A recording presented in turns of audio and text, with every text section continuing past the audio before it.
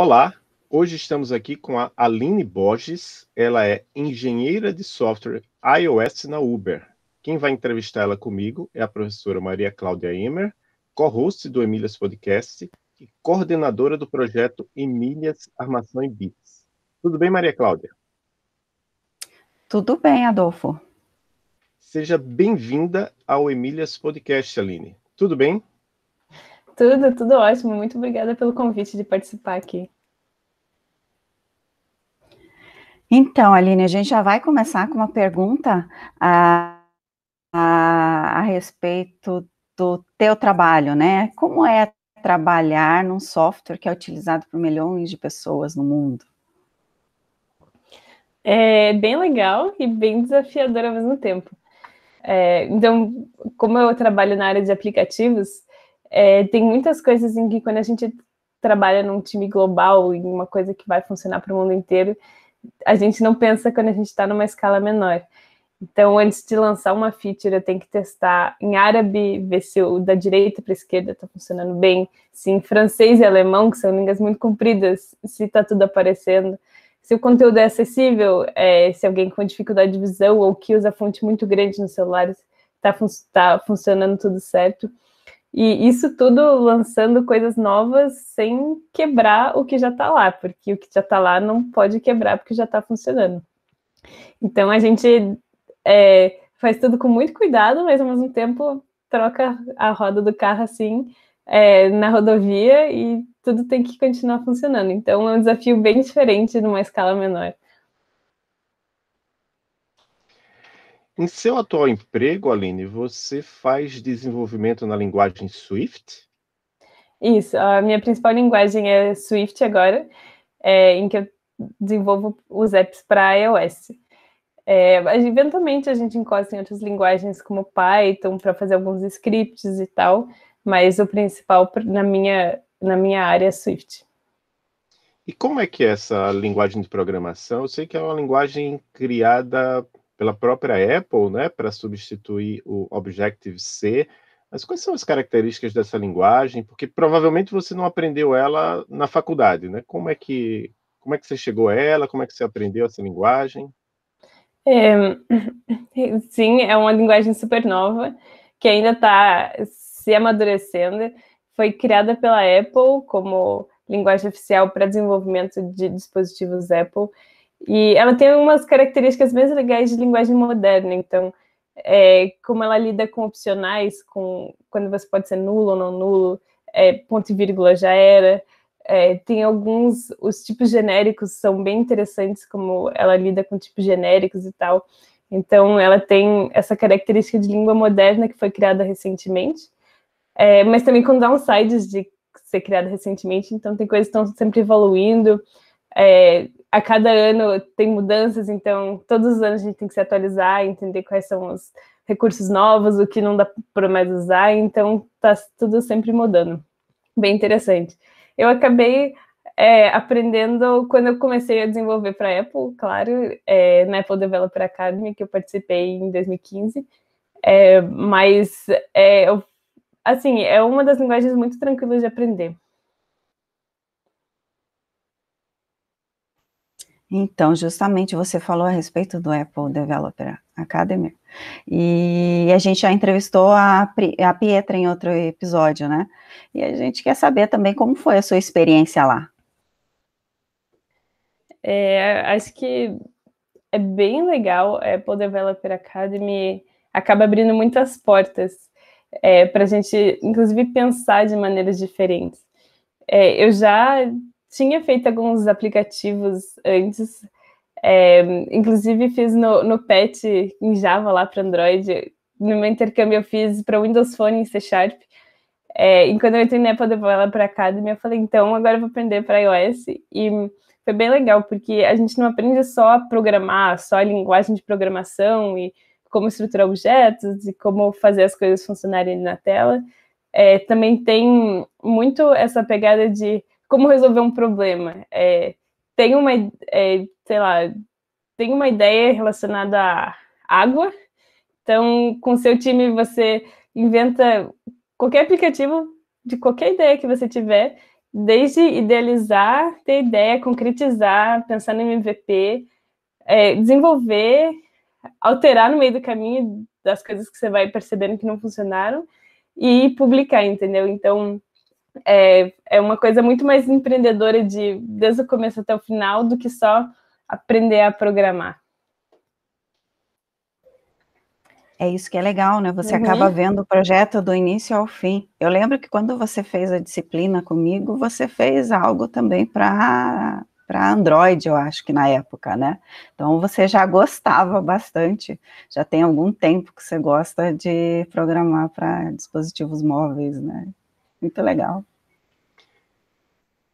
E eu lembro também, Maria Cláudia, que lá no nosso Ada Lovelace Day, na verdade foi uma semana, né, de Ada Lovelace em 2019, a gente falou da Pietra, né, a Pietra deu um curso de Swift, eu participei, foi lotado lá no nosso laboratório de Max, lá na UTFPR Curitiba, foi bem interessante, os alunos e alunas que participaram gostaram bastante, quem sabe depois da pandemia a gente consegue repetir esse curso, né, porque a Pietra ainda é nossa aluna, então vai ser bem interessante. E aí eu queria saber, Aline, qual foi o maior diferencial na sua carreira e formação que te fez chegar à empresa onde você está atualmente? Como foi que você chegou na Uber? Legal. Acho que tem muitos e muitos fatores ali no meio. Não vou dizer que sorte não é um deles. Às vezes a gente tem sorte de... lá em 2012, foi quando eu programei meu primeira vez para Android, e eu gostei muito, eu caí numa área de aplicativos quando a área estava crescendo, então eu tive um pouco de sorte de entrar na hora certa. Porém, eu digo que nunca é tarde, porque a área ainda está gigantesca e tem muito mais vaga do que gente para ser contratado. Mas também eu fui sempre muito curiosa e sem muito medo de aprender coisas novas. Então, eu tentava aprender, eu sempre tentei aprender muito por exemplos. Então, nas matérias da faculdade, quando tinha algum projetinho, eu falava, vou tentar fazer um aplicativozinho aqui em Java ou alguma coisa que demonstra... eu aprendo mais na área de aplicativo, mas eu também estou entregando um projeto e também estou entregando alguma coisa para a faculdade.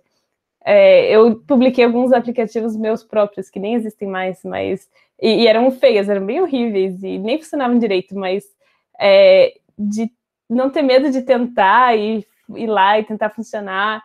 E acho que essa determinação me ajudou bastante. E especialmente na Uber, né? O processo seletivo é muito parecido com Vale do Silício. Então, tem aquele esquema de entrevista de algoritmos, eu passei por entrevistas de algoritmos, passei por entrevistas de código, de entrevistas de arquitetura. Então, quando eu fui me preparar para fazer as entrevistas da Uber, eu resgatei tudo aquilo que eu aprendi de estrutura de dados, de algoritmos. Eu passei uns 2, 3 finais de semana relembrando. Então, eu fiz vários exercícios online, relembrei os conceitos e tal, e eu me senti super preparada. E eu cheguei lá, e mesmo que assim a gente não lembre como que faz uma busca binária de cor, se você lembra o conceito, caiu numa entrevista uma busca binária. Então eu lembrava o conceito, eu cheguei lá com erros de mais um, menos um, debugando, eu consegui resolver e isso me levou a passar. Então, tudo isso que a gente recebe de bagagem na nossa faculdade, um dia vai ser usado e um dia você vai usar aquilo para alguma coisa que é importante. Então, conta pra gente como você se interessou pela área da computação. Boa pergunta, é bem difícil. Eu fiz o técnico em eletrônica desde o ensino médio, então, desde os 14 anos, fazendo eletrônica, aprendi a programar a primeira vez com Assembly, com 15 anos, porque no técnico, na época, a primeira linguagem era Assembly, e quando eu entrei em engenharia, fiz aquelas matérias de programação 1, programação 2, e eu comecei a gostar mais de programação do que eu gostava de fazer hardware. pessoalmente, assim, questão de eu achava mais fácil debugar e eu sentava na frente do computador e eu conseguia fazer o que eu quisesse ali, é meio mágico. Então, com tempo e vontade, eu conseguia fazer o que eu quisesse. Me bati muito no começo, foi bem difícil aprender, mas quando eu aprendi, eu só queria aprender mais, e tanto que depois eu decidi trocar de área e eu pedi a transferência interna do TFPR, que é de engenharia eletrônica para engenharia de computação, porque eu gostava mais dessa área. Ah, certo. Então você é mais uma das nossas entrevistadas que teve contato com programação durante o curso técnico, né? A gente já teve várias das nossas entrevistadas que isso aconteceu, mas aí você, mesmo você tendo esse contato com programação, você decidiu fazer o curso de fazer vestibular, né? No caso, não sei se você já foi da época do SISU, Enem, para engenharia eletrônica, certo? Uhum. Então, e você acabou de falar também que você pediu essa transferência interna, que é uma coisa que a UTFPR permite, né? Principalmente para Uhum. cursos muito próximos. E aí, como é que está sendo essa sua formação na UTFPR? Você já falou que algumas coisas que talvez os alunos achem, para que eu vou precisar disso? Você acabou precisando de fato, né, num processo seletivo.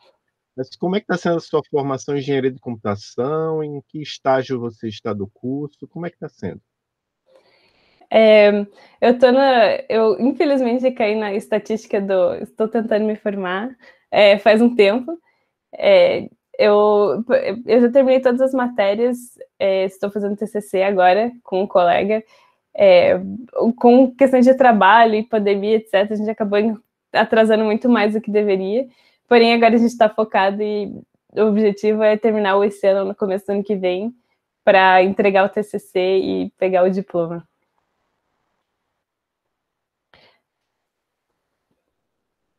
Muito bem. E com relação a inglês, né? Tem te ajudado no seu trabalho, no seu dia a dia hoje, que a gente sempre fala durante a graduação, né?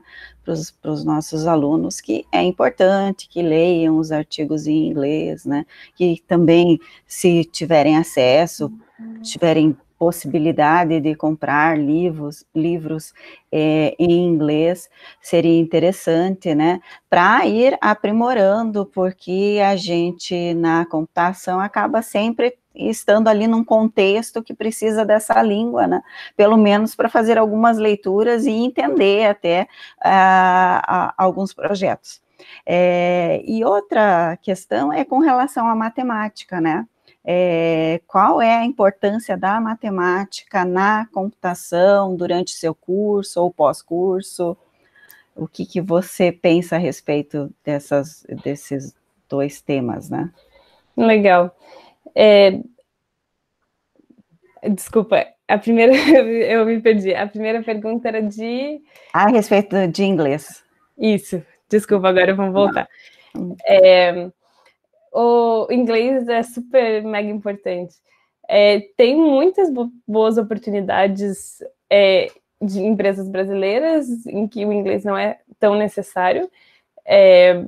Porém, quando você sabe inglês, as oportunidades assim dobram, triplicam o tanto de oportunidade que tem. E, no mínimo, conseguir ler, assistir uma palestra no YouTube em inglês, ler um artigo, ler blog posts em inglês. A maior parte do conteúdo, tirando algumas linguagens principais, em Swift existe muito pouco conteúdo em português. Então, para eu aprender, me manter atualizada, saber o que está acontecendo no mundo, eu preciso fazer inglês. E no meu trabalho, eu trabalho numa empresa global, então toda a documentação que eu escrevi em inglês, eu faço videoconferências todos os dias com São Francisco, com Nova York. Eu tenho colegas de trabalho, engenheiros que são no Brasil, e tenho colegas que são engenheiros lá no Vale do Silício. Então, assim, no meu trabalho, dia a dia é inglês. A gente fala português quando só tem brasileiro, quando tem alguém de fora, a gente fala em inglês. E assim, esse foi essencial. As entrevistas foram em inglês, então ter esse conhecimento do idioma abre uma oportunidade a mais que não que não existe se você não souber falar pelo menos um pouco de inglês. E, assim, não precisa ser perfeito. A gente fica com medo no início de, será que eu consigo, etc. Mas conforme você pratica e você se faz entender, ninguém liga para sotaque, ninguém liga para pronúncia correta das palavras, você só precisa saber se comunicar e fazer a outra pessoa entender o que você está falando.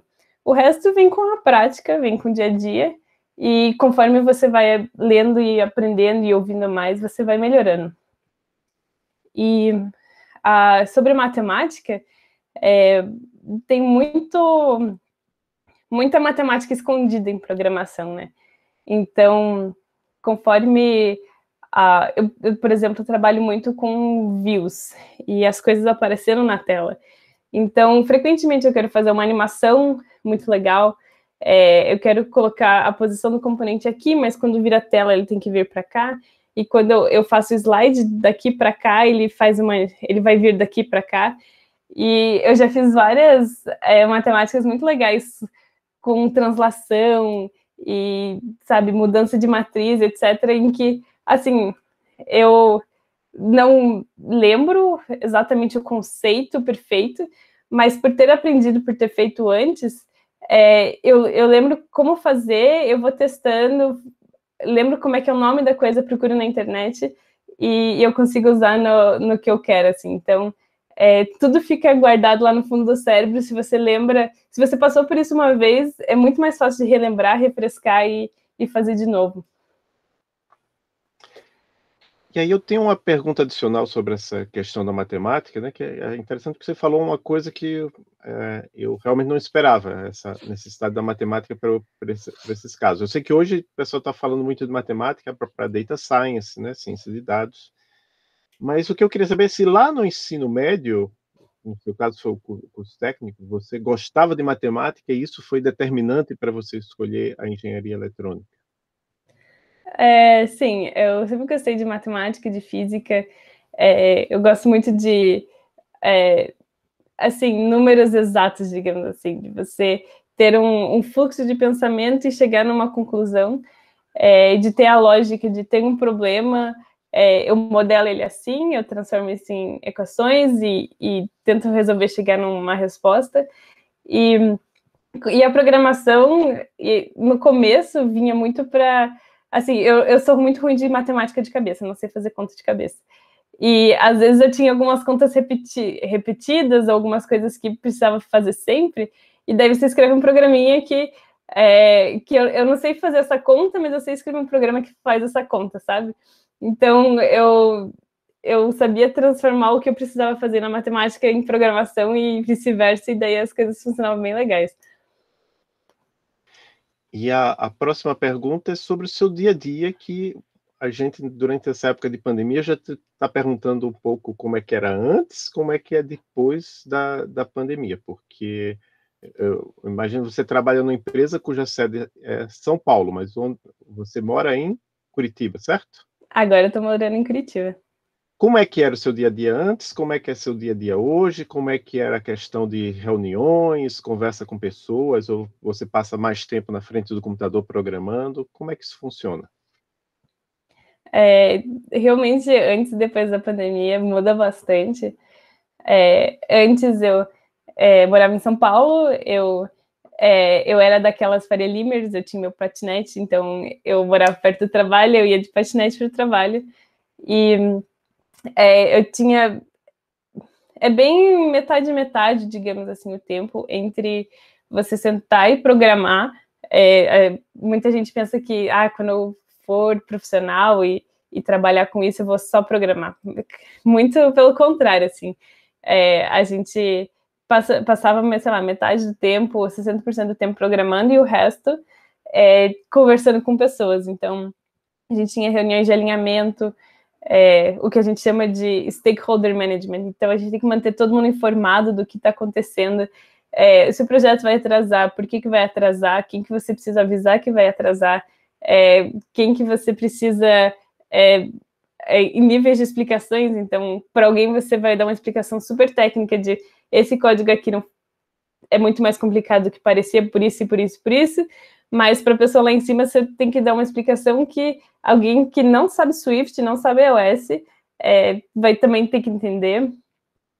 No começo de projetos, a gente tem que fazer muito trabalho de documentar o que a gente vai fazer, de estimativa, que é uma arte, mas a gente tem que tentar estimar o que vai acontecer. A gente conversa com designers, a gente conversa com pessoas de produto, com o back-end. Então, eu sou iOS, eu trabalho com alguém de Android, trabalho com alguém de back-end, trabalho com alguém de data science. Então, é toda uma salada ali que a gente tem que manter todo mundo junto e alinhado para chegar no final com alguma coisa que funciona. Eu sozinha não faço nada e é o time que entrega as coisas todas juntas. E agora, na pandemia, a gente está mais ou menos no mesmo esquema, só que as reuniões são todas virtuais. Então, com o remoto vem uma questão um pouco diferente, em que a gente não tem tanto aquela conversa de corredor em que você levanta, vai na mesa da pessoa, conversa e decide alguma coisa. Então, a gente tem que fazer um shift para usar bastante chat e decidir, eu tô com esse problema, eu preciso de uma decisão aqui.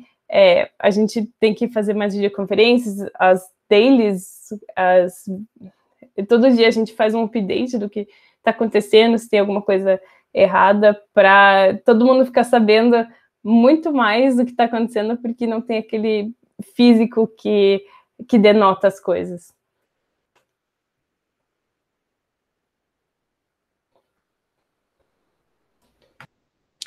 É muito legal você falar de toda essa experiência, né, que está vivendo, das diferenças entre o antes e o depois. E essa trabalhava pelo mesmo período, né, em termos de horas de trabalho. Às vezes a gente, nessa área, trabalha mais do que o tempo previsto lá no escritório, né, mas, assim, você também tem que ter aqueles momentos de conversa, né, de comunicação. Então, aí você traz a importância de você não ficar somente pensando, não, eu vou ficar lá em frente a um computador programando, ou eu vou fazer o projeto, mas sou eu e eu mesma, né? Ou eu mesma e o computador. Então, quer dizer, assim, você precisa perceber que durante a graduação é necessário que existam também essas outras disciplinas que a gente tem colocado, né, para vocês, de humanas, disciplinas que façam mesmo na área da computação, mas que façam você trabalhar em equipe ali durante a graduação, né, e acho que isso te traz mais conforto também, né, depois, quando você tem que participar dessas equipes e precisa falar do seu trabalho, talvez seja um pouco mais fácil, né, apesar de que imagino que é bem diferente, sim, né, e que existe toda aquela dificuldade inicial quando você é iniciante no processo e numa empresa, né, mas muito legal você trazer toda essa experiência para falar para a gente também. Além disso, eu queria saber de algo que muitas vezes as nossas entrevistadas, né, acabam contando alguns fatos, algumas experiências que ocorreram com elas durante a trajetória, né, desde a escola, vamos falar do ensino técnico, daí a graduação, até que chega lá na empresa, né, em relação a enfrentar algum tipo de preconceito, de dificuldades de comunicação, pelo fato de ser mulher, né.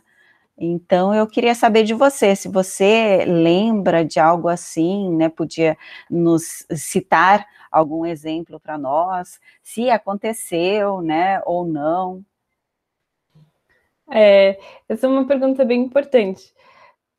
Ainda que tenha todo a área inteira está caminhando para diversidade e a gente quer muito que todo mundo seja igual em inclusão, não dá para negar que ainda tem várias coisas machistas e nem tudo é preto e branco, assim, super incluso e diverso ou super machista.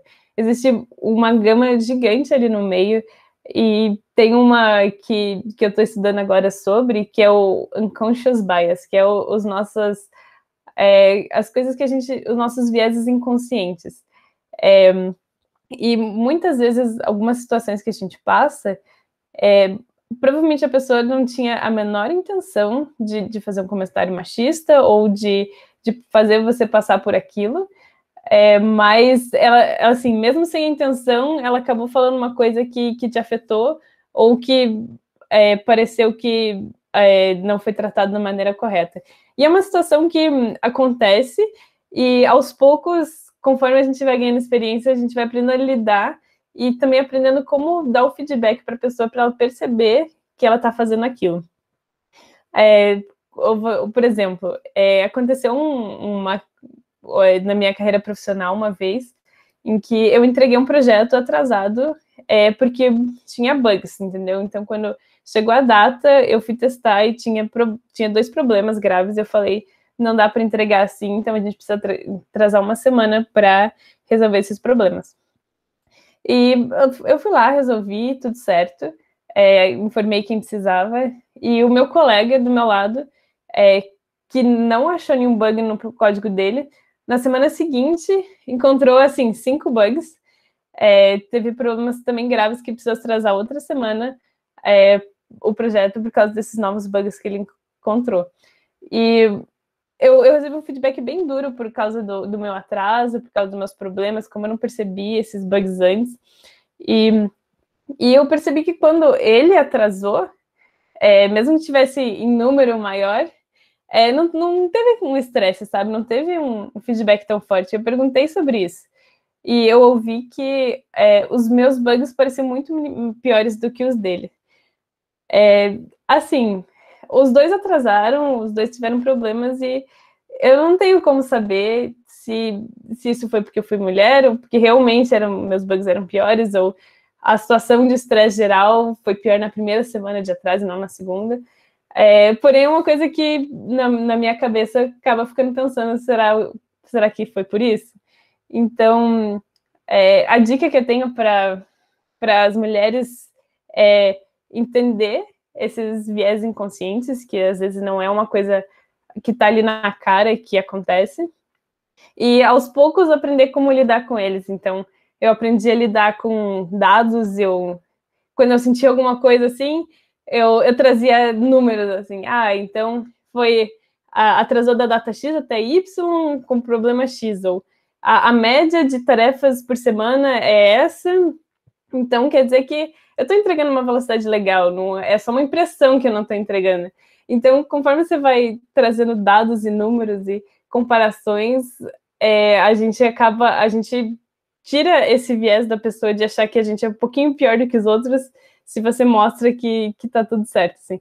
E é uma coisa que, aos poucos, a área está tentando mudar, a gente tem palestras e todo mundo está se interessando sobre o assunto, então quanto mais pessoas, homens, negros, mulheres, souberem sobre o assunto, melhor vai ficando.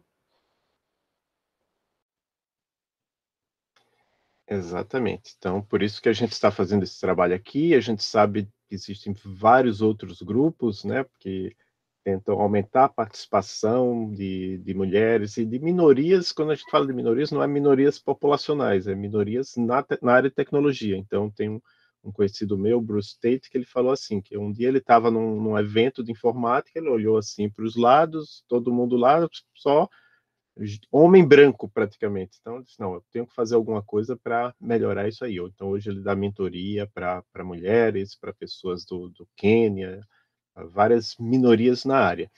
E aí, considerando que existem vários desses grupos de apoio, você participa de algum grupo de apoio para mulheres na computação? No momento, eu só estou participando de grupos de apoio internos da Uber. Então, como é uma empresa global com muitos e muitos funcionários, tem vários programas internos bem legais para me conectar com mentores mais sêniores de outras organizações longe da minha, de ter até alguns cursos sobre comunicação, sobre como lidar com com essas coisas que foram bem legais. Mas eu já participei de meetups e até de dar aulas para meninas de programação básica em HTML, e é bem legal, assim, eu sempre acho bem, bem recompensador.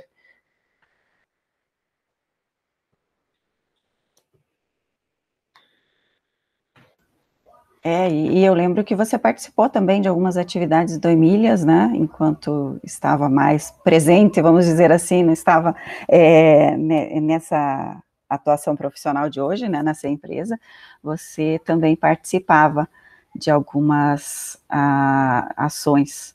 Temos fotos suas lá também, algumas atividades. Eu conheci o Emílias pela Silvia, que eu tive aula com ela, foi bem legal. Isso mesmo. E esse comentário que o professor Adolfo falou, né, a respeito de mais tarde, quem sabe a gente consegue fazer mais alguma oficina, né, de iOS com a Pietra, também se estende a você, né, se você tiver disponibilidade para nos auxiliar em uma Com certeza, oficina, com certeza. Seria ótimo mesmo.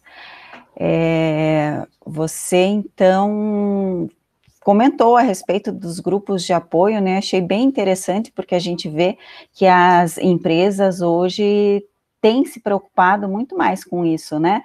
De fazer alguns cursos, algumas oficinas e trazer pessoas, às vezes até de fora, acredito que seja o caso, né, para falar de outras coisas, como comunicação, que você falou, né, e como que é o aproveitamento na empresa em relação a isso? E esse ano, com essa diferença, vamos dizer assim, né, o presencial, o isolamento, vocês também estão tendo esse tipo de atividade?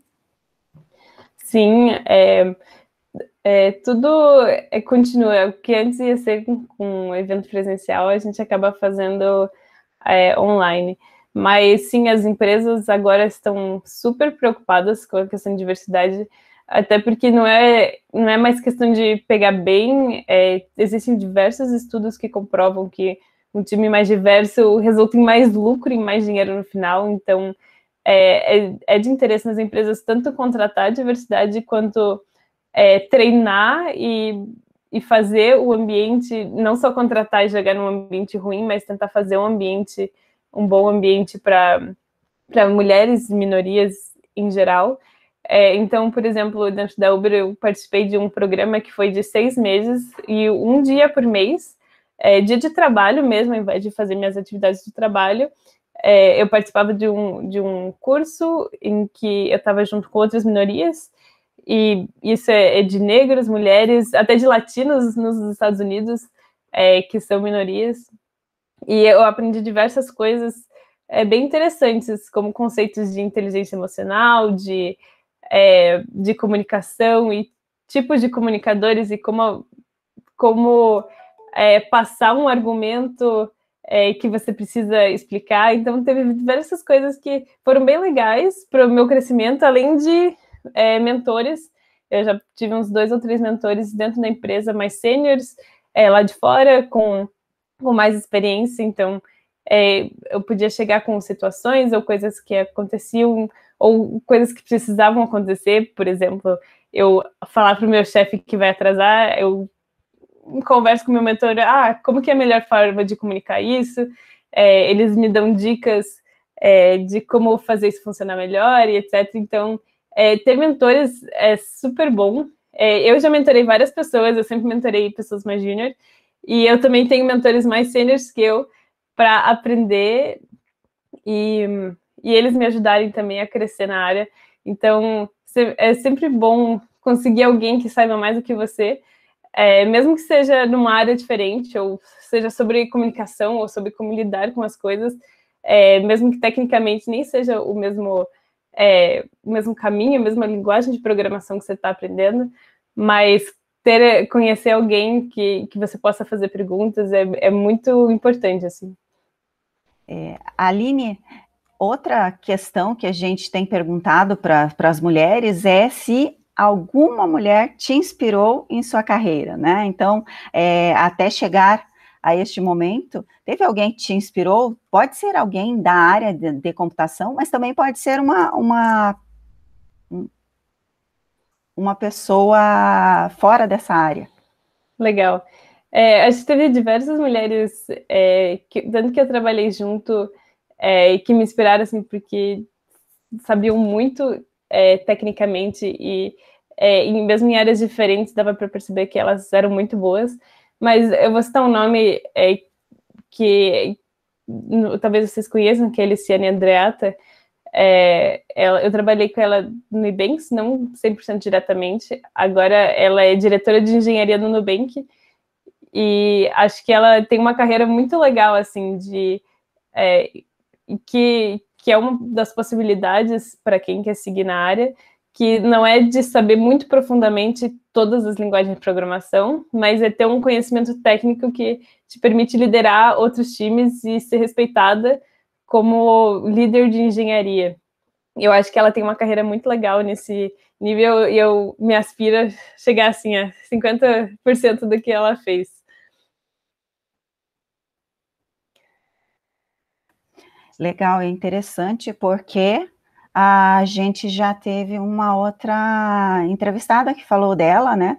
Inclusive a gente já tentou entrar em contato com ela, tudo, ela respondeu e daí a gente não conseguiu continuar o contato para que ela venha também para o podcast do Emílias, né? Acho que vai ser uma entrevista interessante pelo que vocês já contaram para a gente dela. Com certeza. E Aline, o que você diria para meninas ou mulheres que estejam pensando em seguir carreira na computação? Legal. Pergunta difícil. Acho que a primeira é entender o que você quer. E esse é uma coisa que parece fácil, mas é difícil, de entender uma área que você gosta, experimentar coisas diferentes para entender o que você realmente quer. E ir fundo, assim, não ter medo de testar, de conversar com outros homens que parece que sabem muito mais do que você, mas provavelmente eles não sabem, essa é a impressão. E ir para fora, tentar fazer o que você quer e ter esses objetivos em mente. E o outro lado da moeda é que nós como mulheres, a gente tem muito mais para trazer na mesa do que conhecimento técnico. Então, enquanto assim, aprender a programar é muito importante e conhecer que tecnicamente uma linguagem ou um framework ou alguma coisa é muito importante, desenvolver habilidades de comunicação, de apresentação pessoal, de numa entrevista você saber falar das suas próprias conquistas e não ficar achando de que você fez muito menos, ou que foi só seu time, ou que foi só o seu colega. Não, você também teve conquistas e não ter vergonha de falar das suas próprias conquistas. É muito importante porque os homens já fazem isso. Então as mulheres precisam aprender a fazer isso. Eu li um livro em que em que citou, quando eu estava estudando para a entrevista da Uber, o livro do Cracking the Code Interview, tinha um capítulo em que citava que para os entrevistadores, do lado de quem está entrevistando, muitas vezes, mais frequentemente, as mulheres chegam e, quando você pergunta o que você fez, qual foi sua contribuição, as mulheres respondem com nós. Então, meu time fez isso, nós fizemos isso, nós entregamos essa feature, enquanto homens realmente falam mais sobre a sua contribuição. Então, não tenha medo de realmente entender quais foram as suas conquistas, de falar quais foram as suas conquistas, porque homens já fazem isso. Então, não você talvez seja levada por você arrogante, porque tem algumas pessoas que, quando as mulheres falam das próprias conquistas, acham que elas são arrogantes. Mas não tenha medo, vai e faz, porque a empresa certa e as pessoas certas vão saber reconhecer o que você fez.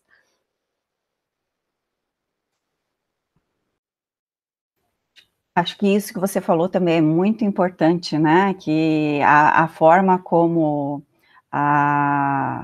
o teu comportamento, a tua atitude, né, é vista pelos outros, também é diferente em relação a você ser homem ou mulher, né? Então, quando você falou a respeito da entrega em atraso, porque você encontrou algum bug, né? Você, na verdade, deveria ter sido elogiada, né, como um exemplo, porque antes de entregar, você encontrou e já estava ali procurando resolver, né? Então, quer dizer, você foi proativa, né? E justamente foi o contrário, né? Você acabou ouvindo que atrasou a entrega. Então, quer dizer, são coisas assim que a gente vai percebendo no nosso dia a dia e que é importante a gente falar sobre isso, mas também chegar naquela sua fala, né? De que você tem que aprender a lidar com essas situações, né?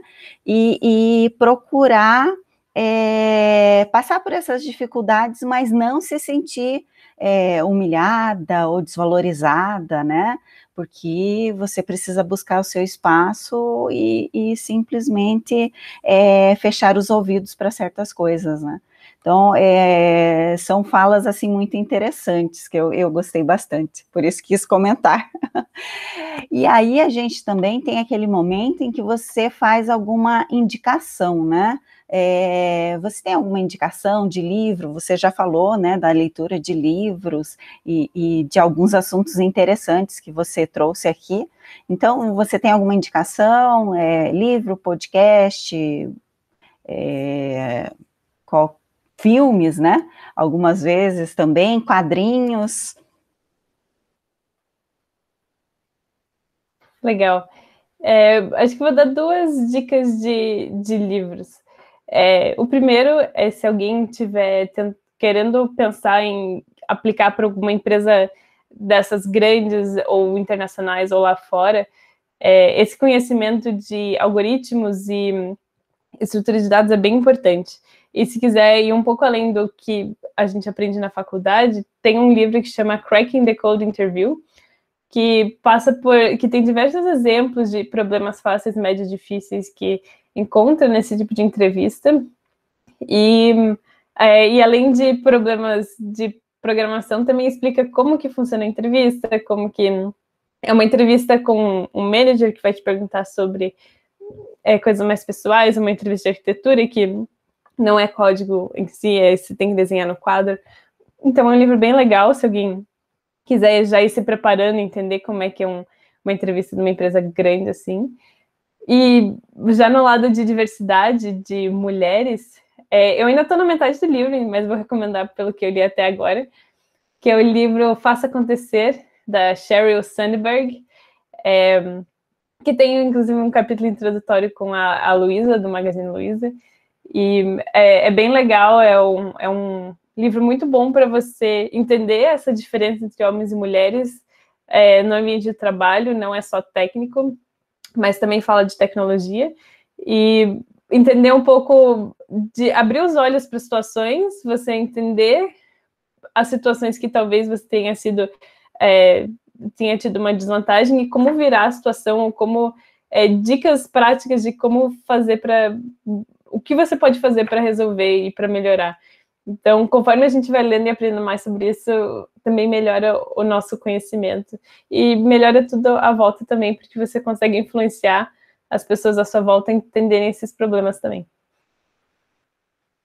Maravilha, já anotei aqui, os links para os 2 livros vão estar na descrição do podcast, inclusive até esse livro aqui, a gente já ouviu falar desse livro, acho que você é a primeira pessoa a mencionar o livro aqui, é da Gayle Lackman McDowell, né, quer dizer, uma mulher Esse mesmo. que escreveu um livro sobre Cracking the Code Interview, que seria alguma coisa como decifrando a entrevista de código, né? Que é uma coisa que é muito criticada às vezes por programadores, até mesmo pesquisadores, né? Porque algumas pessoas acham que não avalia bem o que a pessoa faz no trabalho, mas de fato várias grandes empresas fazem esse processo de entrevista usando código, em alguns casos quadro branco, né? Não sei como é que o pessoal está fazendo isso durante a pandemia, mas acho que existem vários prós e contras, e lendo o livro, a própria Gayle não é assim 100% a favor,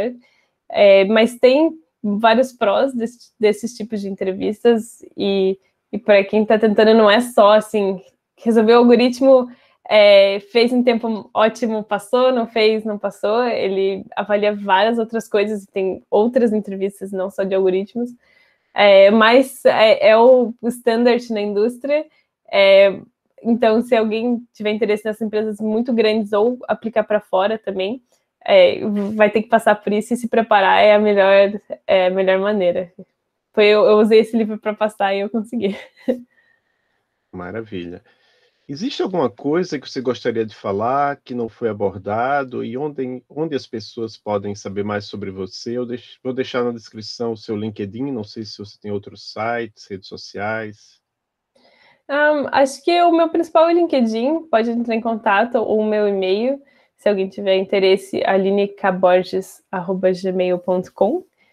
E acho que é muito legal nós como mulheres, conforme a gente vai ganhando experiência e vai tendo conquistas na área, para a gente servir de inspiração também para outras mulheres, assim como a gente se inspirou em mulheres para entrar e continuar na área. Então, eu dou palestras, dou algumas tech talks aí. Agora com a pandemia diminuiu, né? Mas de você não se sentir isolada conforme você vai crescendo e aprendendo mais.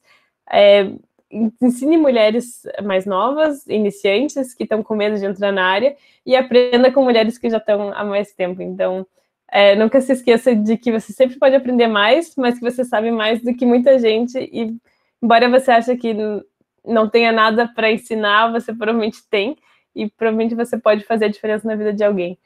Então, sempre continue aprendendo e conforme, se você gostar disso, ensine e mentore pessoas que estão entrando.